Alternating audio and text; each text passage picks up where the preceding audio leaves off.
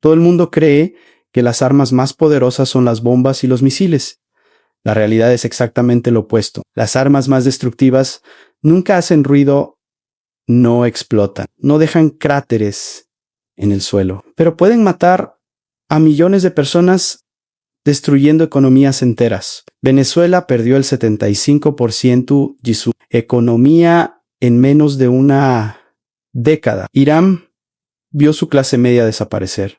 Cuba lleva 60 años aislada del mundo, todo sin que cayera una sola bomba. Esto es el poder de las sanciones económicas. Para entender cómo funciona esta arma invisible, vamos a contar 3 historias. Venezuela, Irán y Cuba. 3 países en continentes diferentes. 3 gobiernos distintos, pero una historia común que se repite. Las sanciones económicas destruyeron sus economías sin disparar un solo tiro. Primero, hablemos de Venezuela. Este país está ubicado en América del Sur, en la costa caribeña. Venezuela era uno de los países más ricos de toda América Latina en los años 2000.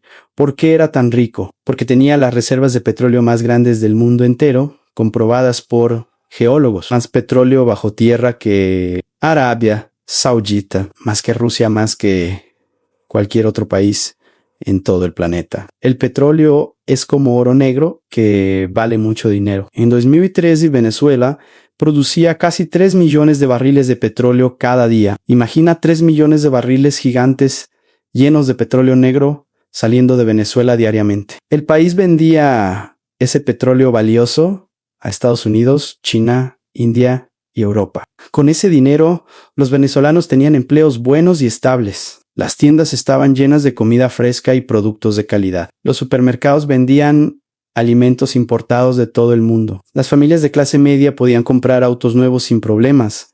Podían viajar de vacaciones a otros países. Podían vivir dignamente y con comodidad. La vida era relativamente normal, próspera y buena para millones de venezolanos que trabajaban honestamente. Entonces, comenzaron los problemas grandes bajo el gobierno de Nicolás Maduro, quien asumió el poder en 2013 y Maduro tomó decisiones económicas terribles que destruyeron el país. Imprimió dinero sin control, lo que hizo que el dinero perdiera su valor. Fijó precios artificialmente bajos, haciendo que los productos desaparecieran de las tiendas, expropió empresas privadas y las entregó a personas sin experiencia. La compañía petrolera PDVSA fue convertida en una institución corrupta. La producción de petróleo pues empezó a caer, pero lo que vino después fue el golpe final. En 2017, Estados Unidos comenzó a castigar a Venezuela con sanciones. Al principio, las sanciones eran solo contra funcionarios individuales del gobierno, pero en 2019 la presión aumentó muchísimo más. Estados Unidos sancionó a PDVSA, que es la compañía petrolera del gobierno de Venezuela. Estas sanciones bloquearon completamente las exportaciones de petróleo venezolano, congelaron el dinero venezolano que estaba en bancos extranjeros, cortaron el acceso a sistemas de pagos internacionales. Era como si Venezuela de repente no pudiera hacer negocios con casi nadie en el mundo. El impacto fue absolutamente devastador. La producción de petróleo venezolana cayó del 77% entre 2018 y 2020. Venezuela ya no podía vender su recurso más importante, que era el petróleo. No podía pagar por importaciones de comida o medicinas. No podía comprar nada del extranjero prácticamente. La economía colapsó a una velocidad que nunca se había visto antes en tiempos de paz. La economía de Venezuela cayó aproximadamente 75% entre 2013 y 2021. Imagina que tu familia tenía $100 para gastar cada mes de repente solo tienen $25. Eso es lo que le pasó a Venezuela. Este es el colapso económico más grande en tiempos de paz en toda la historia moderna. Es peor que lo que pasó en Estados Unidos durante la Gran Depresión de 1929. Es comparable solo a economías que fueron destruidas por guerras devastadoras. La inflación se volvió hiperinflación descontrolada. En 2018 los precios en Venezuela subían 130,000% cada año.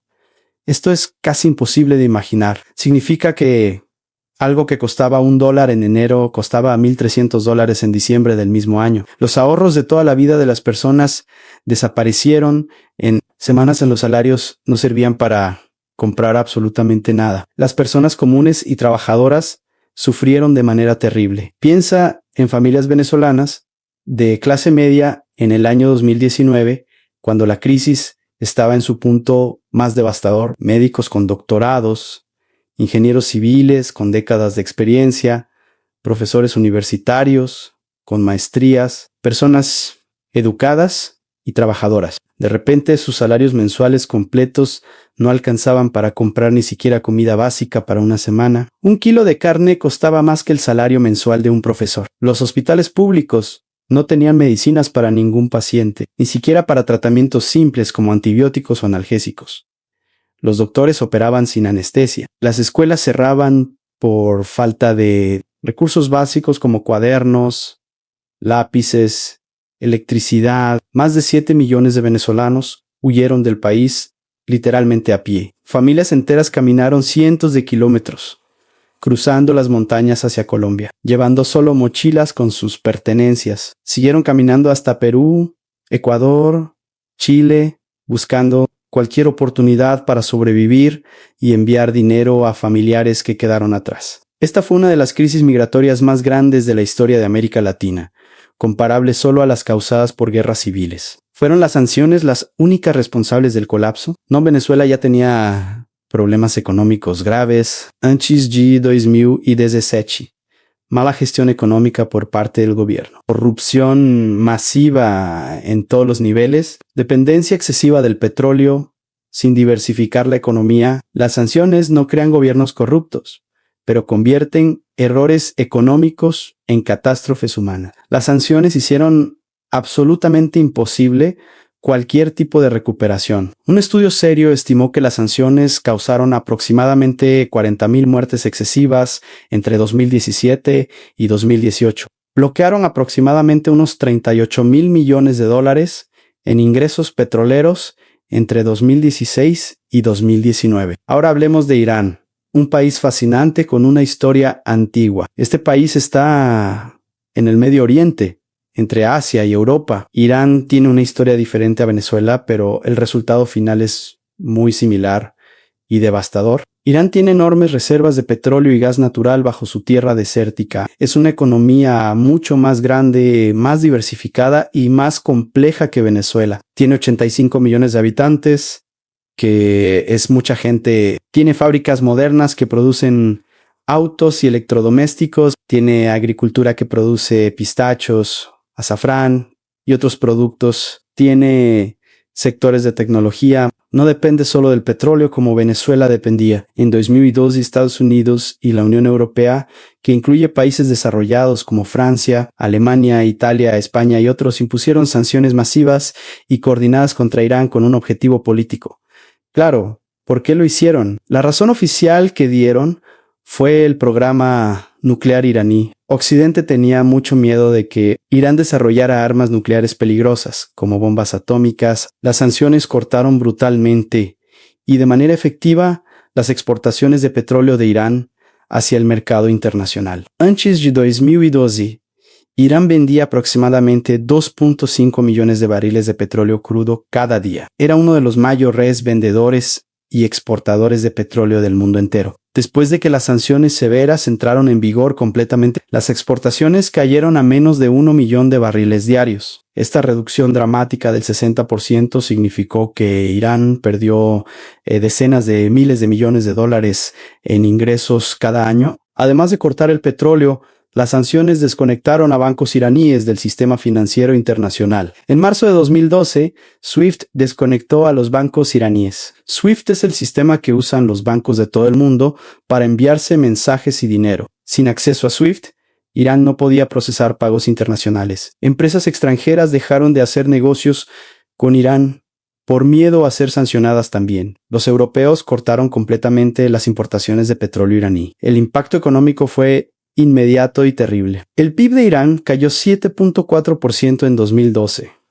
A la moneda iraní, llamada el rial, colapsó perdió más de la mitad de su valor en pocos meses. La inflación explotó, los precios de comida y productos básicos se dispararon hacia arriba. En 2015, Irán firmó el acuerdo nuclear JCP, con Estados Unidos y otros países. Las sanciones se levantaron parcialmente. La economía creció 12.5% en 2016.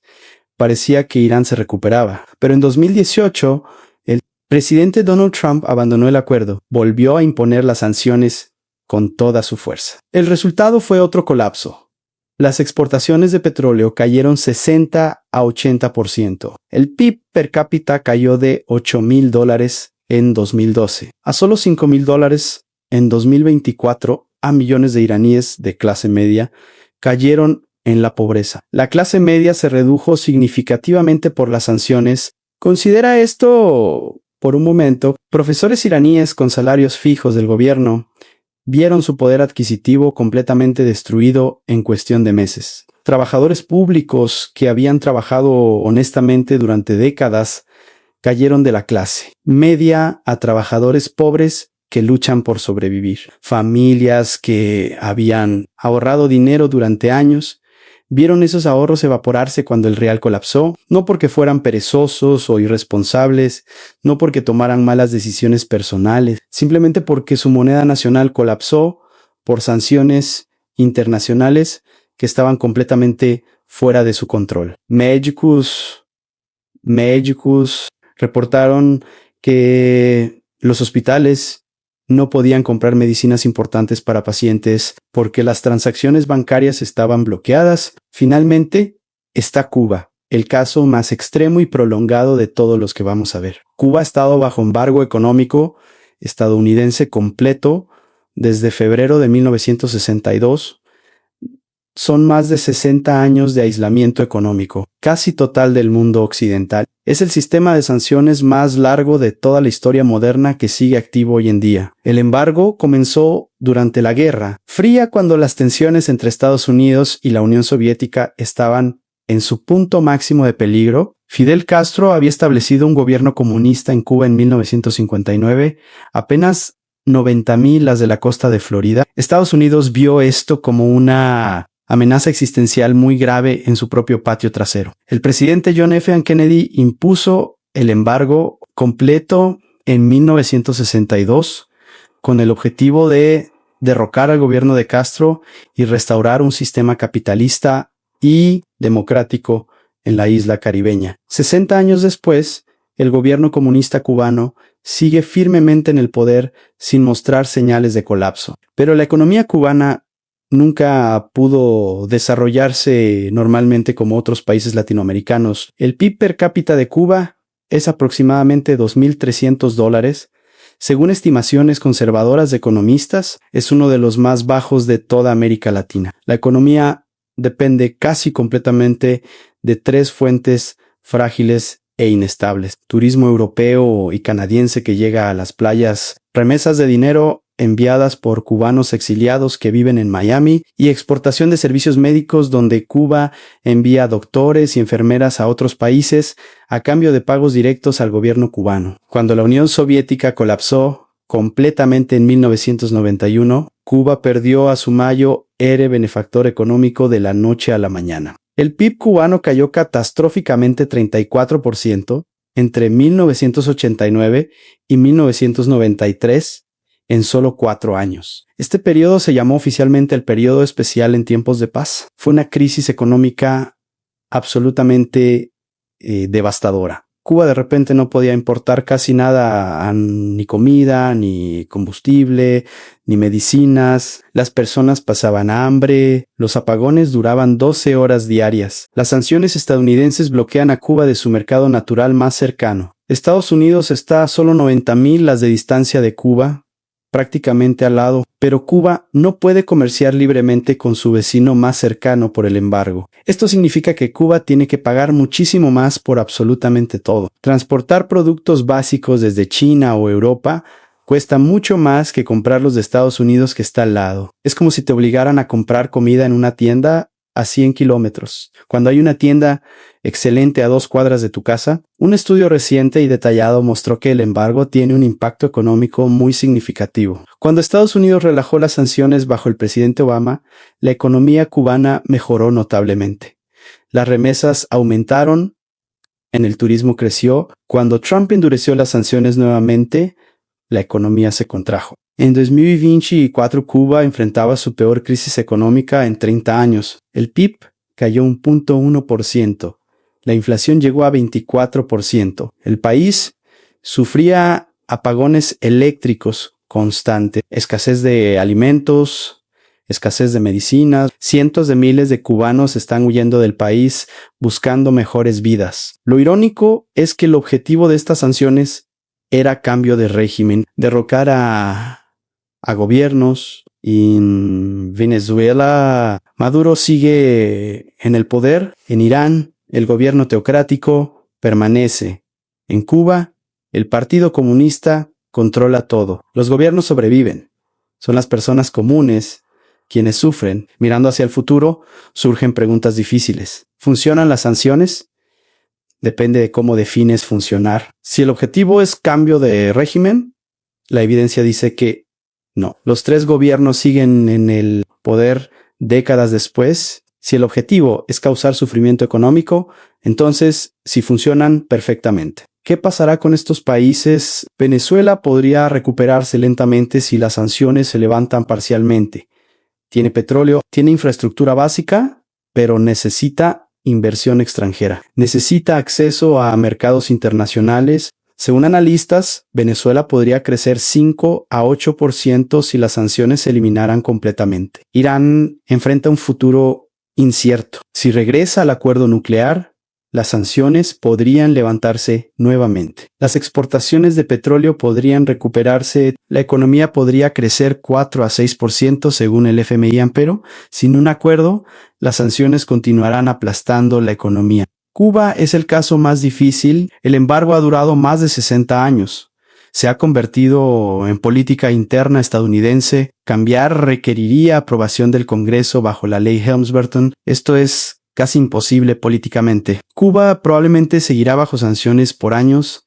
La lección fundamental es clara. Las sanciones económicas son armas poderosas. Pueden destruir economías sin guerra física. Venezuela perdió 75% de su PIB y Irán vio colapsar su clase media.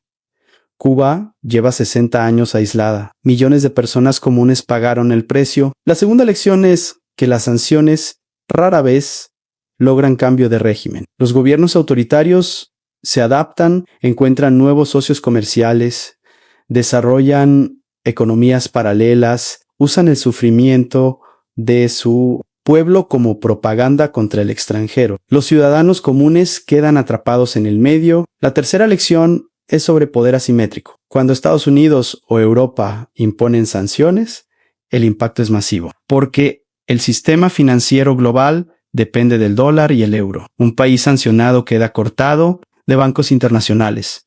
No puede comerciar fácilmente. No puede acceder a su propio dinero en el extranjero. Al mirar estas 3 historias paralelas de colapso económico, lo más revelador es la similitud del sufrimiento humano. En Caracas, Teherán y La Habana, madres luchan por alimentar a sus hijos. Profesionales educados huyen de sus países. Hospitales carecen de medicinas. Las sanciones son el arma invisible que causó todo esto. Y a diferencia de las bombas, no hacen ruido ni dejan evidencia visible. Solo dejan economías destrozadas y millones de vidas arruinadas. Esto que acabas de ver es solo el principio de cómo funciona el poder económico moderno. El próximo video revelará cómo China usa una estrategia completamente diferente para controlar países sin sanciones ni guerra. Dale like para más análisis sobre guerras económicas invisibles. Suscríbete para no perderte cómo la deuda se convirtió en el arma más letal del siglo XXI. Y comenta, ¿cuál es peor, sanciones o deuda trampa? La guerra económica tiene muchos frentes. Siguiente batalla muy pronto.